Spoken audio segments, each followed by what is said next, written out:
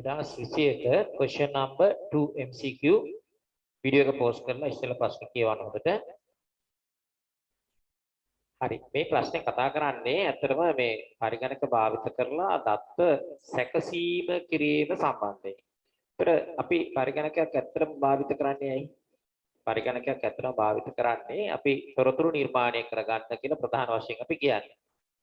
එතකොට අපි පරිගණකයට ආදානය කරනවා දත්ත, ඒ වගේම ඒ දත්ත සැකස් කිරීමට අවශ්‍ය උපදෙස් ටිකත් අපි ආදානය කරනවා.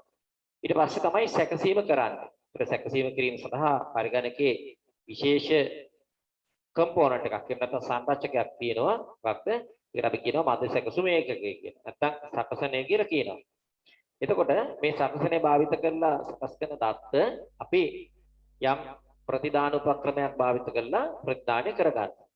මෙන්න මේ දත්ත සකස් කිරීම සිදු කරනකොට සමහර අවස්ථාවල අපිට සිද්ධ වෙනවා මේ දත්ත සකස් කිරීම ඉතාමත්ම අඩු කාලයක් තුල, උදාහරණයක් විදිහට මිලි තප්පර කීපයක් තුල මේ ප්‍රතිදානය අපිට ලබා ගන්න සිද්ධ වෙනවා. ඒතර යම්කිසි කාලයක් ප්‍රතිදානය අපි සඳහා වැය කරනවා, කාලයක් වැය කරනවා. හැබැයි ප්‍රතිදානය අපිට ඉතාම කෙටි කාලයක් තුල අවශ්‍යයි. ඒතර ඒ වගේ පද්ධති තමයි අපි කියන්නේ තත්ත්ව කාල පද්ධති කියලා. එහෙම නැත්නම් අපි ඉංග්‍රීසියෙන් කියනවා real time processing කියලා. the processing systems. හරි. ඊළඟට අපිට තවත් සැකසුම් ආකාරයක් තියෙනවා. ඒ ආකාරයේදී අපි දත්ත එක්රැස් කරගන්නවා පරිගණක උපාංගයකට. ඒක ගබඩා කරගන්නවා යම් කිසි ස්ථානයකට. ඊට පස්සේ යම් කිසි නිශ්චිත කාල පරිච්ඡේදයකට පස්සේ අපි තුමු මාසයක් වගේ කාලයක් ගිහිල්ලා මාසයකට පස්සේ යම් නිශ්චිත වේලාවකදී අර රැස් කරගත්ත දත්ත ටික ඔක්කොම අපි ලබාගෙන ඒක ප්‍රොසෙස් කරනවා. එහෙම නැත්නම් ඒක සැකසීමකට භාජනය කරනවා. අන්න ඒ වගේ සැකසීමක් කරනවා නම් අපි කියනවා ඒක කාණ්ඩ සැකසුමක් කියලා. බැච් ප්‍රොසෙසිං එකක් කියලා. ඒතර මේ ආකාර දෙකටම දත්ත සකස් කිරීම සිද්ධ වෙනවා. එතකොට අපි කියපු මේ රියල් ටයිම් ප්‍රොසෙසිං එකේදී දත්ත සකස් කරන අවස්ථා අපි චුට්ටක් කල්පනා කරලා බැලුවොත් අපිට පුළුවන් කියන්න එයා ට්‍රැෆික් කන්ට්‍රෝල් සිස්ටම් එකක්. එතකොට ගුවන් යාන ගමන් ඒ පාලනය කරන පද්ධතියක්. ඇයි ඒ ගුවන් ගමන් පාලනය කරන පද්ධතියක ඒ සැකසීම ක්ෂණිකව සිද්ධ වෙලා ප්‍රතිදානය ඊටාම ඉක්මනින් අදාළ පාර්ශවයට නැත්නම් අදාළ ස්ථානයට ළඟා වෙන්න ඕනේ. මොකද තීරණයක් ගන්න ප්‍රමාද වුණොත් සමහර විට 300ක් එක්ක ප්ලේන් එක බීම තමයි තියෙන්නේ. ඒක නිසා ඒවා හරි ක්‍රිටිකල් සිස්ටම්ස්. ඊළඟට ඔය රේඩාර් පද්ධති. ඊළඟට අපි හිතමු රෝගීන් නිරීක්ෂණය කරන ස්වයංක්‍රීය පද්ධති තියෙනවා. රෝගියෙක්ව නිරීක්ෂණය කරන ස්වයංක්‍රීය පද්ධති තියෙනවා. උපක්‍රම තියෙනවා, උපකරණ තියෙනවා. ඒතර ඒවේ ප්‍රතිදානය ඊටාම මේ ක්‍රිටිකල්. දැන් අපි හිතමු හෘදය වස්තුව සම්බන්ධ රෝගයක් තියෙන කෙනෙක්ගේ ඒ හෘදය වස්තුව ක්‍රියාත්මක වෙන ආකාරය පිළිබඳව මොනිටර් කරන උපක්‍රමයක් තියෙනවා කියලා. ඒතර අපි දන්නවා මේකේ ප්‍රතිදානය ඊටාම ක්ෂණයකින් ළඟා වෙන්න ඕනේ අදාළ ස්ථානවලට නැත්නම් අදාළ උපක්‍රම වලට ළඟා වෙන්න ඕනේ. එහෙම නැත්නම් ඒ රෝගියාගේ ජීවිතය උනත් නැති වෙන්න පුළුවන්. දැන් මේකේ තියෙනවා තව ඒ සම්බන්ධයෙන්ම ගත්තොත් පේස් මේකර් කියලා උපක්‍රමයක් තියෙනවා. Pace maker. ඒතර මේ පේස් මේකර් කියන උපක්‍රමය කුඩා ඩිවයිස් එකක්. ඒක ඉම්ප්ලාන්ට් කරන්නේ මේ පපු කුහරය ඇතුලේ. ඒතර ඒකෙන් හાર્ට් එක සම්බන්ධ එහෙම නැත්නම් මේ හදවත සම්බන්ධ ක්‍රියාකාරීත්වය තමයි මොනිටර් කරන්නේ පේස් මේකර්. ඒතර ඒ වගේ දේවල් ඊටාම ක්‍රිටිකල්. ඒ කියන්නේ ක්ෂණයකින් ඒ දත්ත එහෙම නැත්නම් ඒ නිර්මාණය වෙන තොරතුරු අදාළ ස්ථානවලට ළඟා වෙන්න ඕනේ. ඒ වගේ තව අපි ගත්තොත් එහෙම මේ අලුත් concept එකක් අපිට දැන් ඇවිල්ලා තියෙනවා. අපි දන්නවා IoT කියලා. Internet of Things. අපි ඒකෙදී අපි කතා කරන්න තියෙන කොටසක් අපේ විෂය මාලාවේ. ඒතර ඒකෙදී අපි විශාල කුඩා සුහුරු උපක්‍රම කියලා අපි කියනවා ස්මාර්ට් ඩිවයිසස් ගොඩක් මේ අන්තර්ජාලයට එකතු වෙනවා. ඒ වගේම ඒවෙන් මේ සෙන්සර්ස් හරහා එහෙම නැත්නම් මේ සංවේදක හරහා දත්ත එක්රැස් කර ගන්නවා. එක්රැස් කරගෙන ඒවා ප්‍රොසෙස් කරනවා. එහෙම නැත්නම් ඒවා සැකසීම කරනවා. ඊට පස්සේ ක්ෂණිකව ඒ දත්ත තව තැනකට යොමු කරනවා.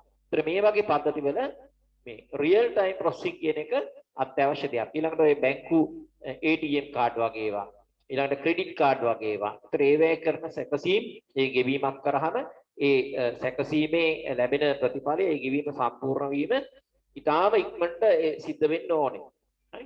ඒතර අපි කාඩ සැකසුම අනිත් පැත්තෙන් ගත්තොත් එහෙම කාඩ සැකසුමේදී අපි අර ඉස්සෙල්ලා කිව්වා වගේ ආයතනයක අපි හිතමු දැන් OT එහෙම නැත්නම් අතිකාල වැඩ කරනවා කියලා සේවකයෝ සමහර වෙලාවට කරනවානේ නේද? දැන් ගොඩක් සමහර වෘත්තීන් වල තියෙනවා සේවා කාලයට අමතරව අතිකාල වෙන අමතර කාලයක් සේවය කිරීමේ හැකියාව තියෙනවා. අපි කියන OT කියලා. එතකොට යම්කිසි පද්ධතියක් තියෙන්න පුළුවන් මේ සේවකයෙක් දිනපතා කරන අමතර කාලය ගණනය කරලා ගබඩා කරලා තබා ගන්නවා. ඒතර OT සඳහා ගෙවීම කොපමණක්ද කියලා පරීක්ෂා කරලා බලන්න ඕන නම් යම්කිසි නිශ්චිත දිනයක ඒ කාලය පුරාවටම ඒ සේවකයා සිදු කරපු අමතර වැඩ පැය ගණන අරගෙන ඒවා ආදානය කරගෙන සැකසීම කරලා ප්‍රතිදානය ලබා දෙනවා. අන්න කාණ්ඩ සැකසුමකට උදාහරණයක්. ඊට අමතරව අපිට කියන්න පුළුවන් දැන් අපේ ගෙවල් වල තියෙන අපේ නිවාසවල තියෙන ওই විදුලි බිල් ගණනය කිරීම. එහෙම නැත්නම් ජල බිල් ගණනය කිරීම. ඒක අපි මේ භාවිත කරනවා මේ කාලයක් තුල. හැබැයි මේකේ මේ බිල ගණනය කිරීම සිදු කරන්නේ යම් කාල පරිච්ඡේදයකට පස්සේ. ඒ භාවිත කරන අවස්ථාවේදී ඒ ඒකක ගණන භාවිත වෙන අවස්ථාවේදී බිල ගණනය වෙලා ප්‍රතිදානයක් එන්නේ නැහැ. සමහර රටවල් වල එහෙම තියෙන පුළුවන්. සමහර පද්ධති වල එහෙම තියෙන පුළුවන්. එහෙම තියෙනවා නම් ඒක රියල් ටයිම් වෙන්න ඕනේ. ඊට අපි බලමු මේ සැකසුම් ආකාර දෙක පිළිබඳ අවධානය යොමු කරලා ප්‍රශ්නෙට අපි නැවත පොඩ්ඩක් යම් බලන්න. දැන් මේක අහන්නේ බැච් ප්‍රොසෙසින්. එහෙම නැත්නම් කාණ්ඩ සැකසුමට උදාහරණයක් මොකක්ද කියලා අහන්නේ. මේකේ හතරක්ම තියෙන්නේ සත්‍ය කාල සැකසුම්. අපි කිව්ව ගුවන් යානා පාලක පද්ධතියක් සත්‍ය කාල සැකසුමක්. රියදුරු රහිත රියදුරෙක් නැතුව මෝටර් කාර්යයක පවතින ධාවන පද්ධතියක් අනිවාර්යෙන් රියල් ටයිම් වෙන්න ඕනේ. ඒ අවස්ථාවේ ප්‍රතිදානය ඇවිල්ලා වාහනය හරවනකොට ඉස්සරහින් එහෙම නැත්නම් ඒ වාහනයට ආසන්නයේ තියෙන අනිකුත් වාහන ඊළඟට පුද්ගලයන් ඊළඟට බාධක මේවා අවබෝධ කරගෙන ඒතර මේවා ප්‍රතිදාන ඒ අවස්ථාවේදීම දෙන්න ඕනේ. ඊළඟට දැඩි සත්කාරයකක ඉන්න රෝගී නිරීක්ෂණය සඳහා දැඩි සත්කාර කියලා කියන්නේ රෝගයාගේ තත්ත්වය ටිකක් බරපතලයි කියන එක.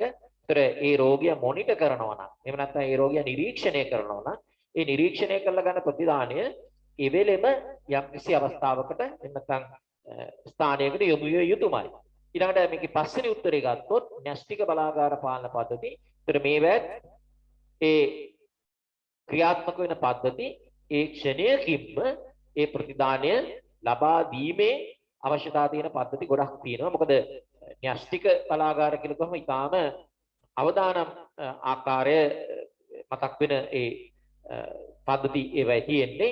න්‍යෂ්ටික විකිරණශීලී ද්‍රව්‍ය තියෙන්නේ. ඒතර ඒ වාගේ දේවල් ක්‍රියාත්මක වෙන ස්ථානයක අනිවාර්යෙන් තියෙන්න ඕනේ සත්‍ය කාල පද්ධතිය. එහෙම නැත්නම් රියල් ටයිම්. ඒතර වේතන සැකසීමේ පද්ධතිය. ඒ කියන්නේ වැටුප් එහෙම නැත්නම් යම්කිසි ආයතනයක සේවකයින්ගේ වැටුප් කරණය කරනවා නම් ඒවා අපි අර ඉස්සෙල්ලා කිව්වා වගේ යම්කිසි කාලයක් තිස්සේ එකතු කරගෙන ඊට පස්සේ යම් අවස්ථාවක ගණනය කිරීම කරනවා. ඒ අනුව මේකේ නිවැරදි උත්තරය වෙන්නේ අංක 4.